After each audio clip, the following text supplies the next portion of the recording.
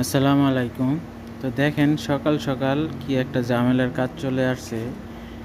এই কাপড়গুলো আসলে একটু আয়রন করতে অসুবিধা হয়, কেমন কুচড়ি মুচড়ি হয়ে রয়েছে দেখেন।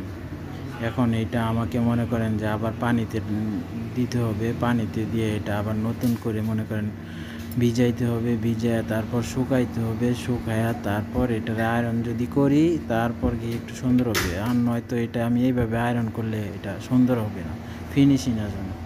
এর জন্য আমি নিয়ে আসলাম। এখন আমি এই ওয়াশিং মেশিনে ঢুকায় দিলাম। এখন পানি ওপেন করে দিলাম। তো এখন পানি আসবে, তারপর এটা হালকা একটু ওয়াশিং করব। তো আপনারা দেখতেই থাকেন যে আমি কিভাবে এটা ওয়াশ করি। তো এই শার্টগুলি মানে এই মেশিনের মাধ্যমে শার্টগুলা এইভাবে আয়রন করলে একটু সুন্দর হয়, মানে পানির মধ্যে দিয়া তারপর আবার নতুন করে শুকায়া আয়রন করলে খুব সুন্দর হয়। এটি কিন্তু আয়রন, আমাদের এইখানে কোনো ওয়াশ হয় নাই। এটি বাইরে থেকে কাস্টমার ওয়াশ করে তারপর নিয়ে আসছে শুধু আয়রন করে নেওয়ার জন্য। তো এখন এইভাবে ওরা নিয়ে আসলে মনে করেন যে সুন্দরভাবে আয়রন করা যায় না। তো আমাদের আবার এটা পানিতে দিতে হয়, পানিতে দিয়ে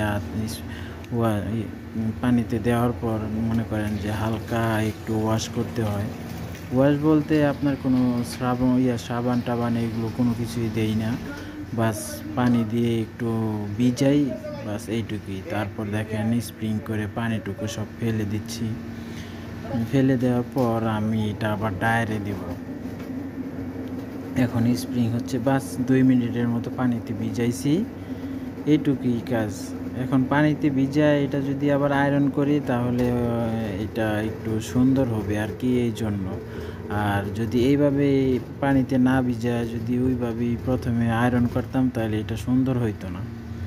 তো লন্ড্রির কাজগুলো এরকম, মনে করেন যে কিছু কিছু কাপড় আসে এগুলো একদম কুচড়ি মুচড়ি হয়ে থাকে দেখেন। এখন একদম সোজা হয়ে গেছে পানিতে দেওয়ার পর, সোজা হওয়ার পর এখন আমি এটা শুকাবো।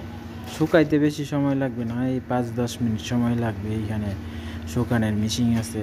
এখন আমি মেশিনে দিয়ে দেবো, এই যে এখানে এই মেশিনে দিয়ে দেওয়ার পর এই 5 মিনিট, বড় জোর 10 মিনিটের ভিতরে এটা শুকায়া যাবে।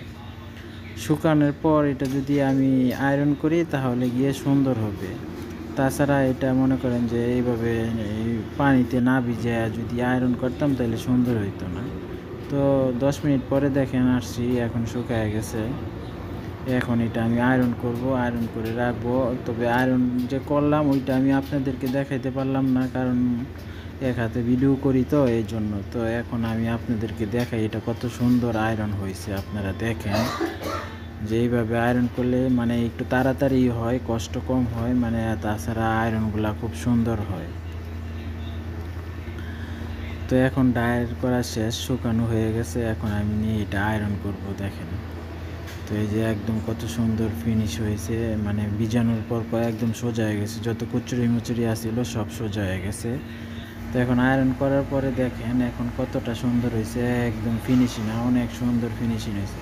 তো এটাই আর কি, শার্টগুলো এরকম আসলে মনে করেন আয়রন যদি আসে তাহলে এইভাবে পানিতে ভিজে আয়রন করলে খুব সুন্দর হয়।